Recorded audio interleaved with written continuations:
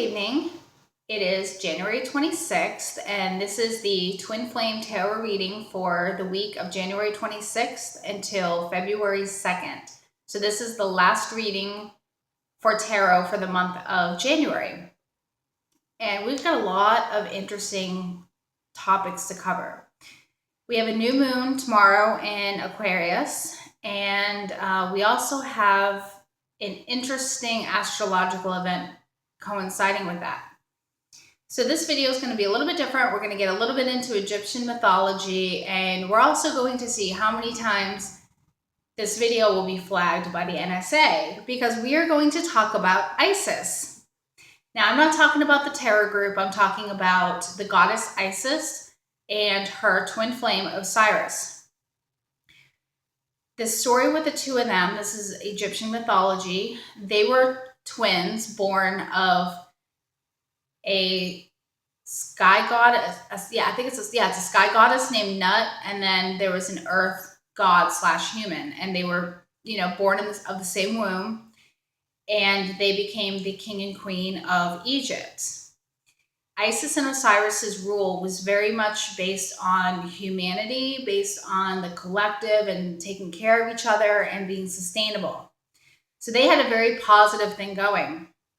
Well, Osiris's brother, named Set, did not like that. He was very jealous of his brother. He wanted to be king. So what he did was he tricked Osiris, and he got him to climb into a coffin, which he sealed and then pushed it down the Nile River.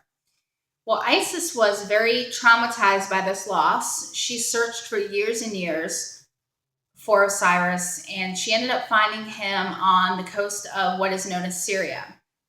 So she went, picked him up, the coffin and everything, and brought it back to Egypt and hid it. Well, Set found out that she had brought the coffin back, and he went in the coffin and ended up cutting Osiris's body up into 14 pieces. Now, this is where the story takes a little bit of a weird split. There's one story that says that Isis put the body parts back together but left out the phallus, which that story makes a little more sense when talking about twin flames. She put the body back together. She did not attach the phallus, which is the penis of Osiris, and she ended up rebuilding it with gold, and then she gave it back to him, and with that, they conceived a child. And that, to me, makes a lot of sense when it comes to twin flames, because a lot of times along the journey, the masculine loses his sense of masculinity with everything that goes on. We know, in this lifetime, a lot of the masculine have been abused, a lot of times by men, whether it be physical abuse, sexual abuse, mental abuse. Every time the masculine has been hurt, he's lost a little part of himself. Well, the feminine, with their union coming together, makes the masculine feel more masculine than ever, and it really brings about that, but it's not in an overpowering societal way of being masculine, meaning, like super angry, short-tempered, muscles, aggressive. No, that's not at all what we're talking about. We're talking about the masculine doing what he's called to do. And she does, when they do get together, she gives him that missing piece. And it's just interesting because also he reinforces her femininity. He reinforces and validates her and makes her feel beautiful and feminine and just full of life. And the phallus is known as the life force with the masculine. So she's giving him that, but giving him a better version of it. So basically it's like reconstructing him and making him feel more of a man than he's ever felt before, without it going to his head and him getting really aggressive about it.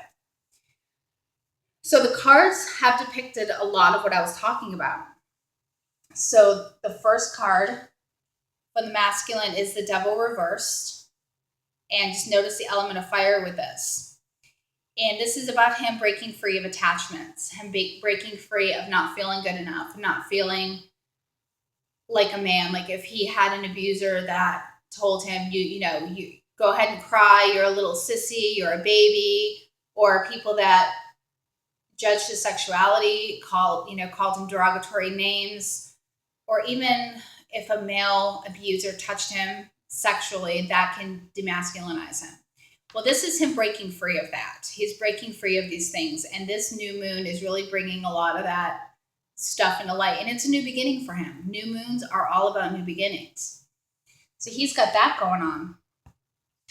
His second card is the Three of Wands, which all that hard work that he's been doing to accomplish that healing is starting to come through for him. And he's waiting. He's waiting for his feminine. You know, he's waiting for that love that he deserves to have. And this third one is the Empress in reverse. Now, I just want to bring up the next card, because before, this Empress in reverse symbolized him trying to get fit and look good for his feminine. Well, in this case, it's the last card, and the moon is the outcome card for him. And this is about having a healthy outlook on feminine, on being feminine and the divine female. And this is all about him realizing how a woman should treat a man, or if it's a homosexual relationship, how the masculine or how the feminine treats the masculine. This is not about power. He does recognize with this moon, he does recognize that the feminine does have power, but she doesn't abuse it. And the masculine's been in relationships with people that have demoralized him and have embarrassed him and not made him feel like a man. Well, that's about to change. And he knows that with this feminine, with this new energy that's coming in, he feels it.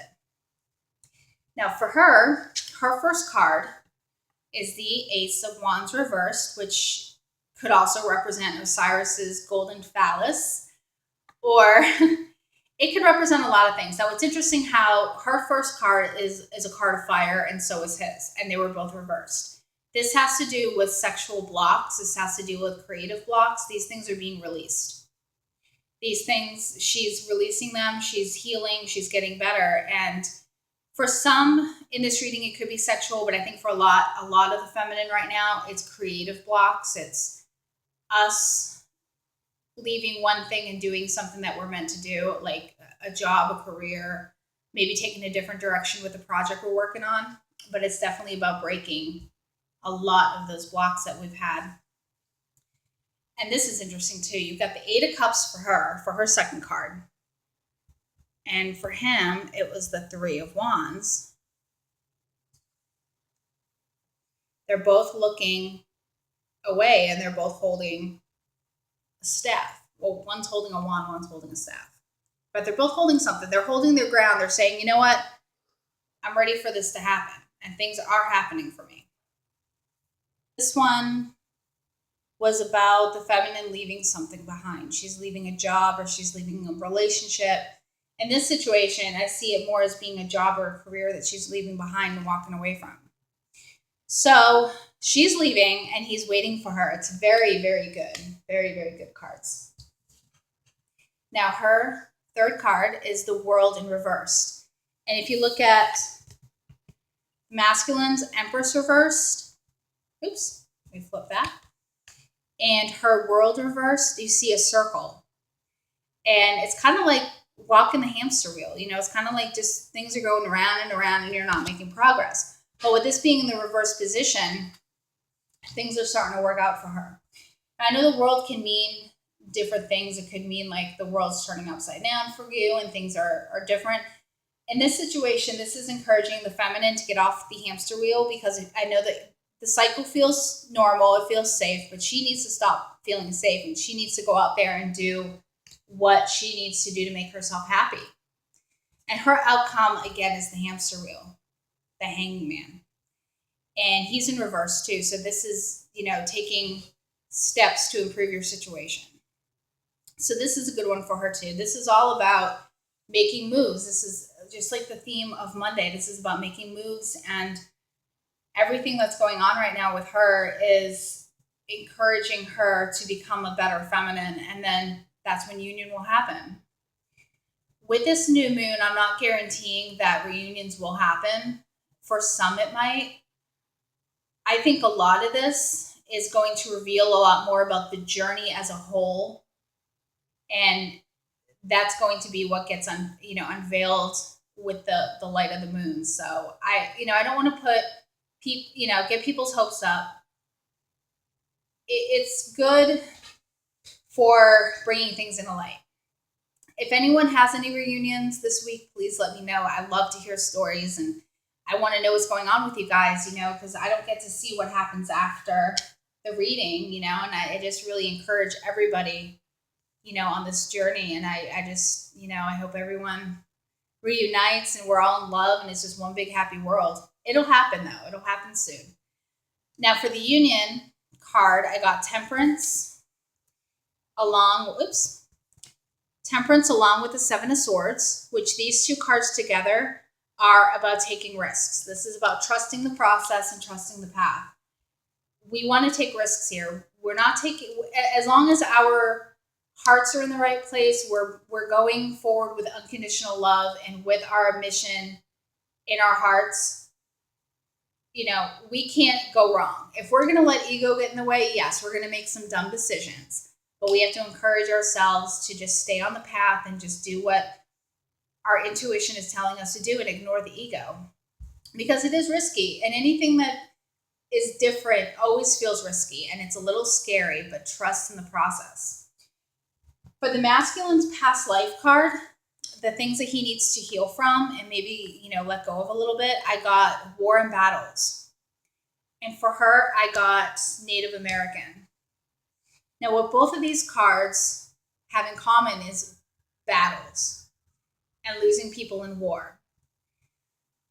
Whether that is literal for the masculine, it could be. There could be some who have a past life in a war.